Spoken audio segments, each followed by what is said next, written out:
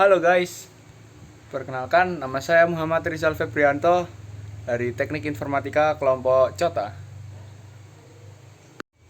Nah, komunitas atau organisasi yang pertama yakni ada Warga Lab. Warga Lab yaitu berisikan tentang mahasiswa-mahasiswa di Universitas Trunojoyo Madura yang bertanggung jawab akan keaktifan dan ruangan yang ada di laboratorium teknik informatika.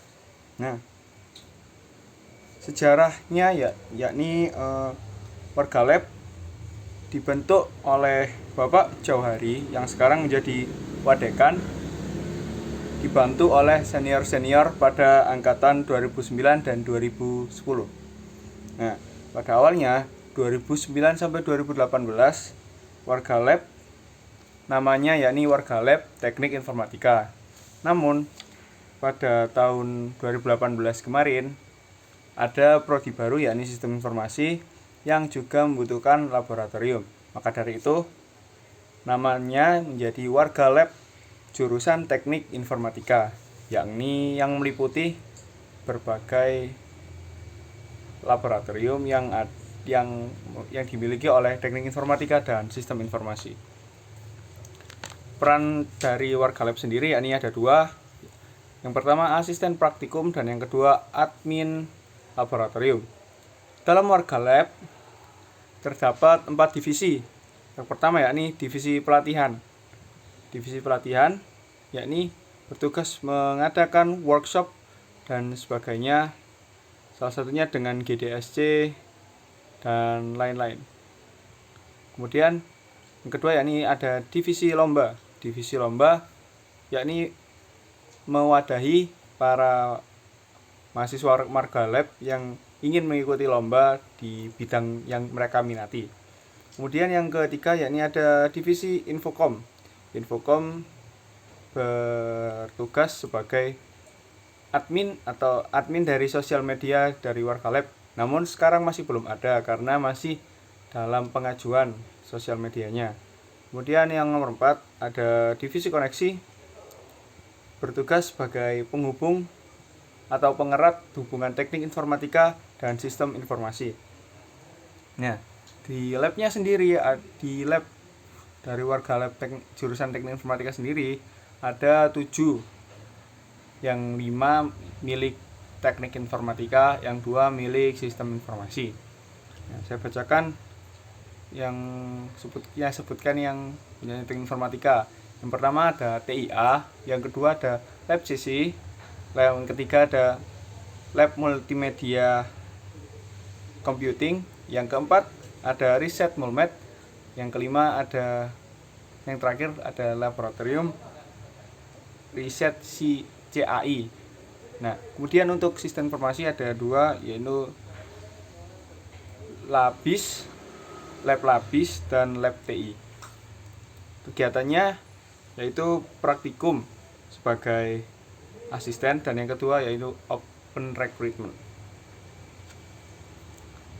Kemudian yang kedua yakni komunitas dari Google Developer Student Club atau yang disingkat dengan GDSC. GDSC itu apa sih?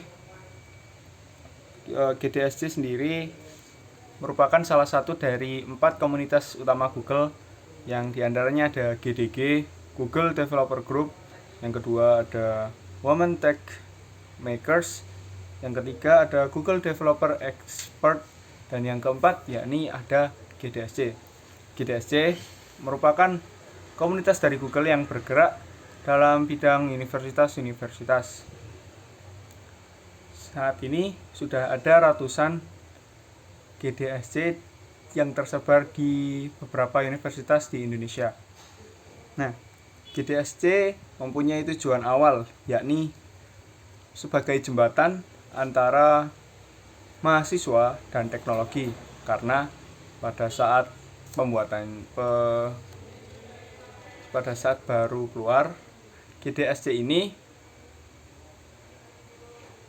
ingin menghasilkan mahasiswa-mahasiswa yang bisa menggunakan teknologi atau memakai fasilitas teknologi dengan baik untuk digunakan dalam dunia kerja.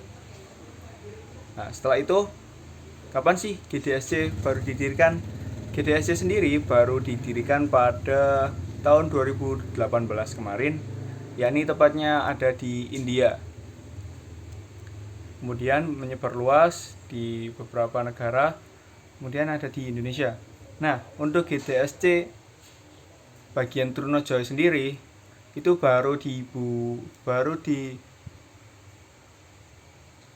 dicetuskan atau baru ada pada tahun 2020, yakni 3 tahun yang lalu. Nah, 3 tahun yang lalu dengan visi Connect, Learn, and Grow Together. Nah, apa aja sih kegiatan-kegiatan dari GDSC Trunojoyo? Ada parallel study, ada belajar cloud, belajar AI, dan mentoring, dan sebagainya. Kemudian yang terakhir ada komunitas Koelit UTM. Nah, komunitas ini sendiri berdiri sejak 2008 dan diprakarsai oleh mas-mas angkatan 2008. Nah, Koelit sendiri apa sih? Apa sih, Bang? Apa kepanjangannya? Koelit, Komunitas Linux Trunojoyo. Nah, materi yang disampaikan oleh Mas Zaka tadi, yakni ada struktural dari Koelit, yakni ada koordinator 1, Mas Zaka sendiri, koordinator 2, Mas Afif, kemudian ada sekretaris, yakni Mbak Willy, sekretaris, kemudian ada bendahara, yakni Mas Egi. Mereka semua dari angkatan 19 dan masih belum ada penerusnya. Nah, koordinator 1 sendiri tadi masih belum dijelaskan oleh Mas Zaka fungsi-fungsinya. Yang jelas sekretaris dan bendahara bertugas bagaimana mestinya jabatannya. Nah, manfaat Linux sendiri yakni sebagai desktop.